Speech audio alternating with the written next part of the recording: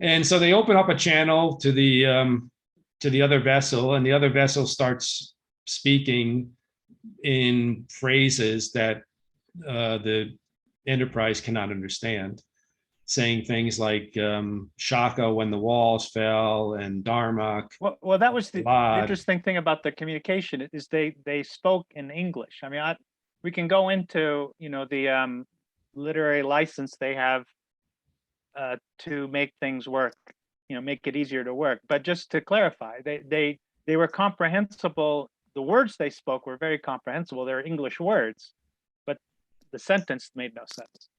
Exactly. And I mean, to some degree, that's one of the sub, not so much sub themes, but this episode does raise the question, unintentionally, it raises the question that you just mentioned, which is how has communication ever been possible in the in the Star Trek universe? I mean, it's almost like something we've taken for granted.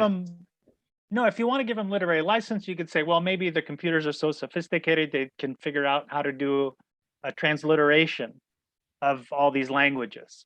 So, I'll grant them that. But there, if we should at some point discuss the fact that they take this kind of a license to extreme. Like in the next episode, we're going to do everybody. Well, in most episodes, basically everybody looks just like a human being with a head, two limbs, or two arms, two legs.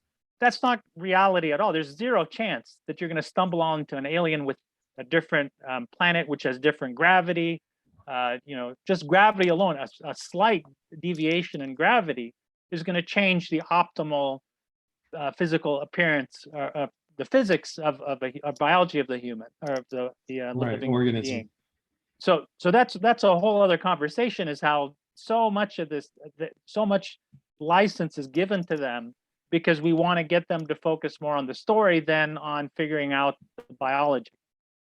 Correct. Yeah, I mean, all the pragmatics, if you will, of space travel and interspecies communication and what the alien life forms would look like. I mean, it's all probably very suspect, to be honest. But that's a whole other subject. I mean, with Star Trek Next Generation, they really wanted just to focus on the story without making too many blatant holes, which they do every once in a while, that would distract from the story. Right. So for me, that it was a distraction. The fact that they used English words, because this whole episode was about language. Right. Right. And so it would have been, I would have felt a little bit less distracted if they ran it through some transliterator, not a translator, but a transliterator that just said, we ran it through the computer and this is what they're saying in English. But for them to speak in English words, just kind of, it bugged me. Because there's just a little bit more effort into the plot, and they could have fixed that. Right. Yeah. I mean, I think the assumption is that that this thing called the universal translator is just sort of always is ubiquitous within the Star Trek environment, so that all the communications are always being processed through and the universal translator. But even then, even if there was a universal translator interposed, how is it actually successfully translating the words it is translating? Because apparently, because what we are hearing is like are like proper names, which are definitely unknown to the crew, to the humans, but they recognize them as probably being proper names, place names, and people names. But then there are quite a few prepositions that are translated into English or presented as English translations, like on and in and of, and then a few verbs and adjectives like open, with arms open. So it all raises the question how any of that was. I mean, the premise. In most episodes, I totally let it slide because I want to focus on the story. But this is the story. This whole story is the right. I mean, the problem is with all these things that if you dig into them, they kind of fall apart. I mean, the more it's kind of the bane of a writer's existence, I think, these days, which is the review.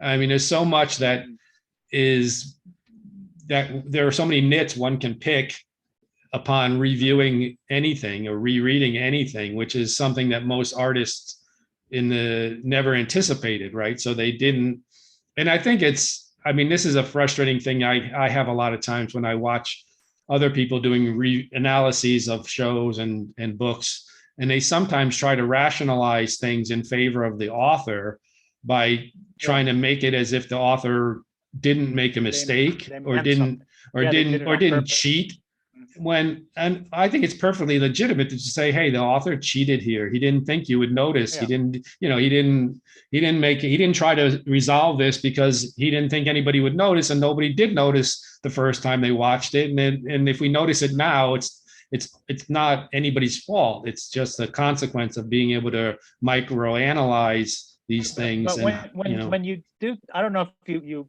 picked up on, but when I did start picking up on the fact that they're speaking English, it did distract me. Did that distract you, or is it just me nitpicking? yeah, and this, I mean, in the review, I was much more attentive to these subtle issues. And also, because I think, in the 20, 30 years that have passed, I've also done a lot more reading. So I was more sci-fi reading. So I'm kind of more attuned to the kind of the weaknesses of the Star Trek universe. Okay, so that Yeah. was a long sidebar. Where'd we leave off?